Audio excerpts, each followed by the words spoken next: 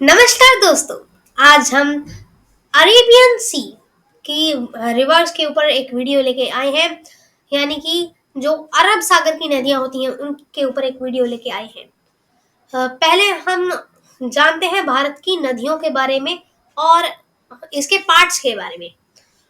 तो फिर यहाँ पर जो हमारी भारत की नदियां हैं उन्हें दो हिस्सों में विभाजित किया जा सकता है। एक तो हिमालय नदियां और दूसरी प्रायद्वीपीय भारत की नदियां। इनमें भी अलग अलग सब पार्ट्स हैं, जैसे कि हिमालय नदियों में सिंधु नदी तंत्र, गंगा नदी तंत्र, ब्रह्मपुत्र नदी तंत्र। इन तीनों के ऊपर हम वीडियोस बना चुके हैं।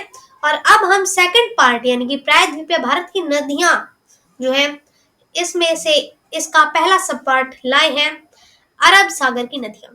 इसके बाद जल्द ही बंगाल की खाड़ी की नदियों की वीडियो भी आपको मिल जाएगी। इसे आप मैप में देख सकते हैं। यहाँ पर जो ये ग्रीन वाला है ये इंडस रिवर सिस्टम को दिखाता है।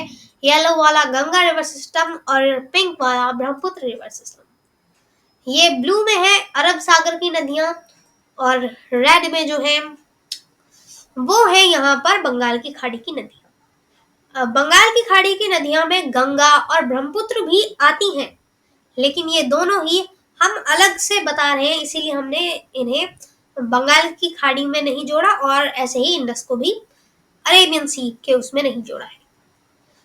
तो अब हम जानते हैं, हम अरब सागर की नदियों में कौन कौन सी नदी के बारे में जानेंगे और उसके कौन कौन से अगर कुछ और टॉपिक होगा तो उसके बारे में जानेंगे।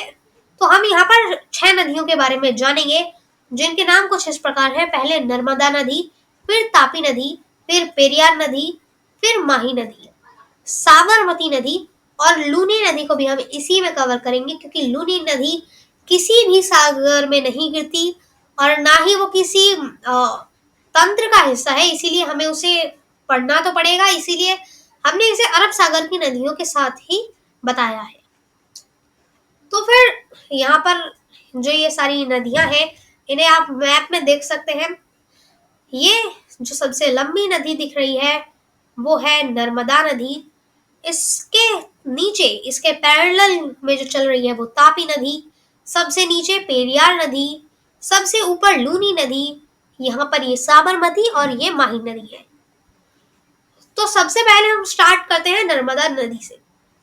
नर्मदा नदी का जो उद्गम है वो अमरकंटक पहाड़ियों से होता है। अमरकंटक पहाड़ी मध्य प्रदेश में है, जो कि सतपुड़ा का हिस्सा है, सतपुड़ा रेंज का हिस्सा है। इसके अलावा जो ये है वो 3 राज्यों से जाती है, 3 राज्यों से बहती है। उनके नाम कुछ इस प्रकार है। एमपी जहां से ये स्टार्ट होती है, महाराष्ट्र ये बीच से जाती है, मतलब बीच में ये राज्य पड़ता है, लेकिन महाराष्ट्र में ये ज्यादा एरिया नहीं कवर करती, ये बहुत कम ही एरिया से निकलती है। इसके बाद आता है गुजरात, जहां पर ये अपना पानी अरब सागर में गिरा देती है। यह पश्चिम दिशा में बहने वाली भारत की सबसे लंबी नदी है। जैसा कि अभी हमने देखा ही कि पश्चिम दिशा में बहने वाली कई नदियां नहीं है, बहुत कम ही नदियां हैं। तो फिर इसीलिए सबसे जो लंबी नदी है वो नर्मदा नदी ही है। इसके बाद एक और चीज जो कि यहाँ पर देखनी चाहिए वो ये है कि नर्मदा नदी एस्चुरी बनाती है। एक ये भी इसका पॉइंट है। इसके बारे में हम बाद में जानेंगे एस्चुरी क्यों बनाती है। पहले ये देख लेते हैं इसके पैरेलल में क्या क्या चीजें हैं। तो फिर सबसे ऊपर आता है विंध्याचल रेंज। इसके बाद आती है यहाँ पर हमारी नर्मदा नदी, जिसके बारे में हम बात कर रहे हैं। फिर सतपुड़ा रेंज, जिससे कि नर्मदा नदी भी निकलती है और तापी नदी भी निकलती है। और इसके बाद लास्ट में आती है तापी नदी। एक चीज यहाँ पर ये एस्चुरीज क्यों बनाती है, तो वो ये है क्योंकि ये 2 पहाड़ों के बीच में घिरी हुई है और इसीलिए ये ज्यादा अपने पानी को फैला नहीं पाती, डेल्टा नहीं बनाती, इसलिए एस्चुरी बनाती है। तो अब देखते हैं ये एस्चुरी क्यों बनाती है और बाकी नदियां क्यों एस्चुरी बनाती हैं, पहले ये देखते हैं। यहाँ पर आप देख सकते हैं इंडिया का कुछ ऐसा मैप है।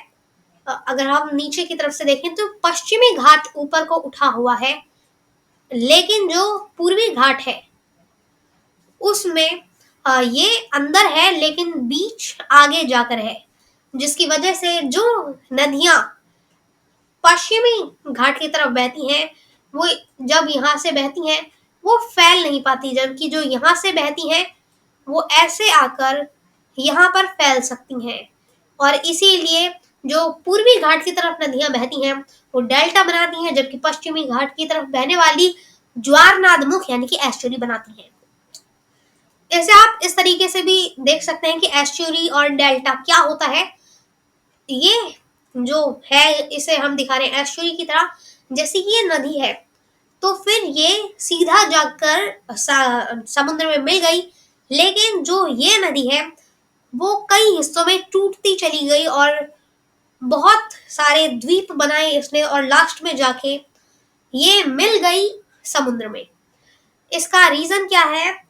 यहाँ पर ये पहाड़ है तो फिर इसीलिए ये नहीं जा पाती इधर उधर, और इस साइड पहाड़ पहले ही खत्म हो जाते हैं इसीलिए ये, और ये बहुत नीचे आ जाती है यानी कि समुद्र के लेवल के बहुत पास, इसीलिए इसे फ्लो करने के लिए स्पीड नहीं मिल पाती, और स्पीड नहीं मिलती तो ये टूट जाती है अलग अलग हिस्सों में।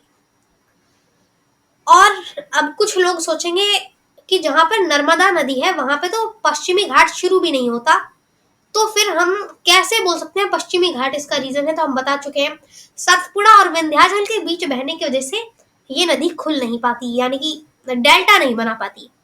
इसके बाद एक तापी नदी भी है जो कि एस्चुरी बनाती है और उससे पश्चिमी घाट शुरू होता है, उससे पहले नहीं होता।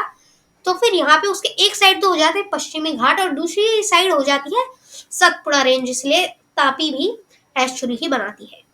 तापी के बारे में हम बाद में बात करेंगे, अभी देख लेते हैं अगर नर्मदा नदी के उसमें कोई और पॉइंट बाकी है तो भी देखते हैं उसे।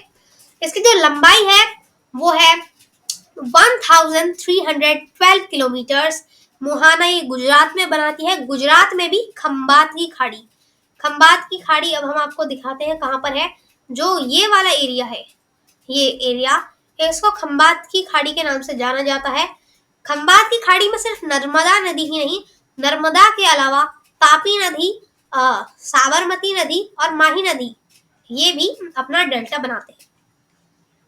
इसमें कुछ इंपॉर्टेंट डैम्स पड़ते हैं जिन्हें हम कुछ इस प्रकार से जानते हैं। सबसे पहले इसमें इंदिरा सागर डैम, फिर ओमकारेश्वर डैम, फिर महेश्वर डैम। ये तीनों जो डैम हैं ये मध्य प्रदेश में पड़ते हैं और लास्ट में जाके गुजरात में सरदार सरोवर डैम। अब हम जानते हैं हमारी अगली नदी के बारे में, तापी नदी के बारे में। जो तापी नदी का उद्गम है वो होता है सतपुड़ा रेंज मध्य प्रदेश से। इसे कहा जाता है नर्मदा की जुड़वा। ऐसा इसलिए है कि ये नर्मदा के साथ साथ ही चलती है यानी उसके पैरेलल चलती है। इसके अलावा यह 3 राज्यों से बहती है बिल्कुल नर्मदा जैसे ही। सबसे पहले मध्य प्रदेश जहाँ से ये स्टार्ट होती है, इसका उद्गम है, फिर महाराष्ट्र और लास्ट में गुजरात। इसकी जो मेन सहायक नदी है उसका नाम है गिरना। इसकी लंबाई 724 किलोमीटर्स है और पश्चिम दिशा में बहने वाली दूसरी सबसे लंबी नदी है। इसके अलावा जो ये मुहाना है यह भी नर्मदा नदी की तरह ही गुजरात खंबात की खाड़ी में बनाती है। अब यहाँ पर हम मैप में देख सकते हैं इसे, यहाँ पे ये स्टार्ट हुई और इस पर आता है काकरा पारा परियोजना जो कि न्यूक्लियर प्लांट है एक, तो इस पर ही इसके किनारे ही है। इसके अलावा अब हम देखते हैं पेरियार नदी जो कि हमारी तीसरी नदी है। तो फिर पेरियार नदी के बारे में अब जानते हैं। पेरियार नदी का जो उद्गम है वो है पश्चिमी घाट, और ये पश्चिमी घाट में भी बोले तो केरल तमिलनाडु बॉर्डर, ये बॉर्डर पे ही शुरू होती है, ना केरल में ना तमिलनाडु में। साथ ही में इसे केरल की जीवन रेखा भी कहा जाता है क्योंकि ये केरल की सबसे लंबी नदी है और इसकी लंबाई 224 किलोमीटर है।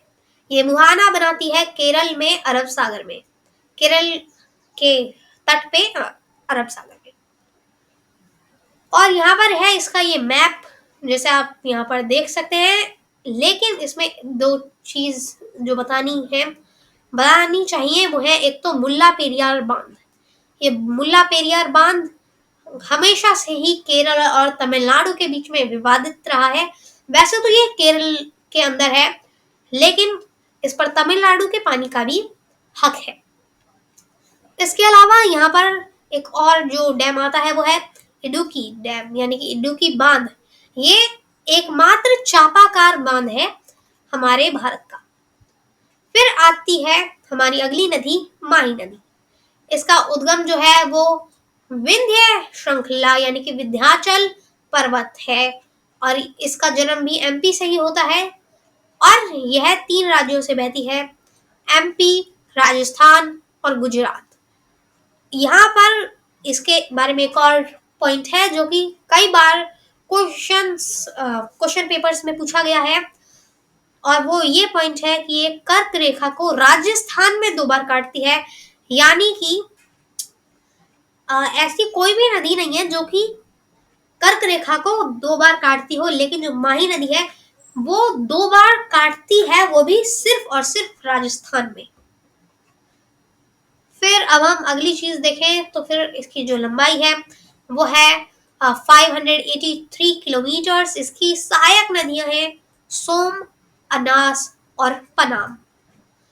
इसके अलावा जो ये मुहाना बनाती है यह गुजरात की खंबात की खाड़ी में बनाती है, बिल्कुल नर्मदा और तापी की तरह।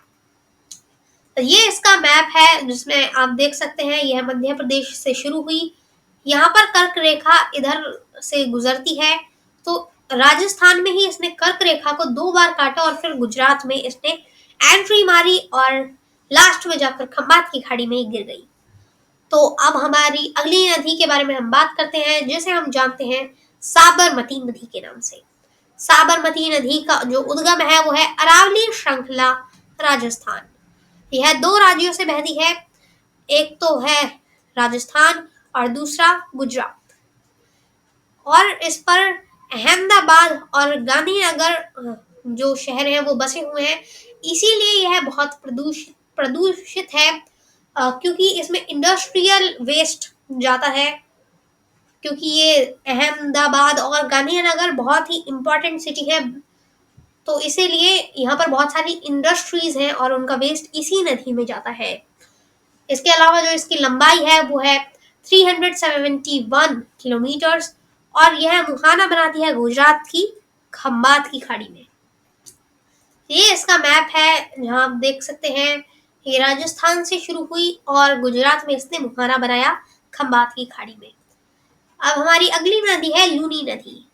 लूनी नदी एक इम्पॉर्टेंट नदी है, क्योंकि ये एक हमारी एकमात्र ऐसी नदी है जो कि सागर को नहीं देख पाती। ऐसी ये वैसे एकमात्र नहीं बोल सकते, इसके अलावा कई छोटी नदी हैं जो कि कच्छ में गायब हो जाती है, यानी कि खत्म हो जाती है, जैसे कि वेस्ट बानस एक एग्जाम्पल है लूनी के अलावा। तो फिर अगर हम इसमें देखें तो फिर इसका उद्गम होता है पुष्कर की घाटी, जो कि अरावली श्रृंखला का एक पार्ट है राजस्थान में। और ये 2 नदियों के मिलने से बनती है, जैसे कि हम गंगा को देख सकते हैं, गंगा भी अलकनंदा और भागीरथी के मिलने से बनती है। ऐसे ही लूनी नदी भी है, वो सागरमती और सारासुती नाम की ये 2 जो नदी है उनके मिलने से बनती है गोविंदगढ़ी में। यहाँ पर लूनी नदी का असलियत में निर्माण होता है। अब फिर से एक क्वेश्चन यहाँ पर आएगा आपके दिमाग में कि निर्माण और उद्गम में क्या फर्क है। इसको हम पहले भी इंडस रिवर सिस्टम के उसमें बता चुके हैं, लेकिन अब भी बता देते हैं। जैसे वैसे तो नदी का निर्माण उसके उद्गम स्थल पे ही हो जाता है, लेकिन अगर कोई ऐसी नदी है जो कि 2 नदियों के मिलने से बनती है, तो फिर उसका जब ये 2 नदियां आपस में मिलती हैं तो उस जगह से उसका निर्माण माना जाता है।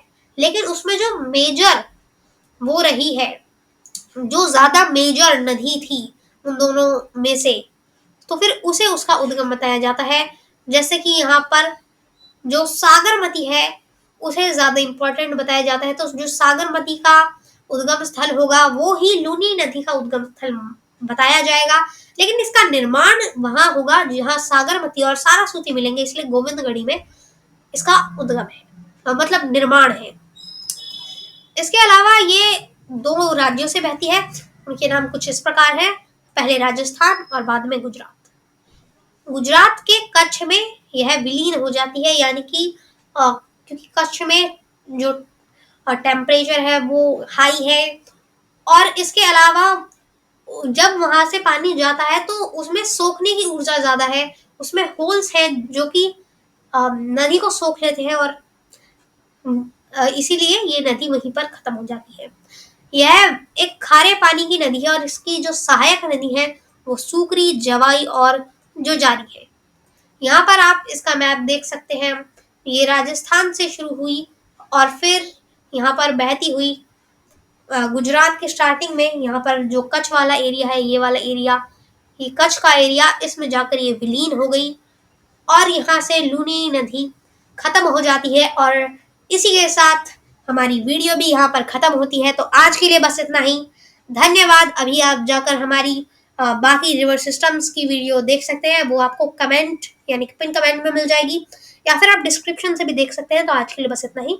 धन्यवाद।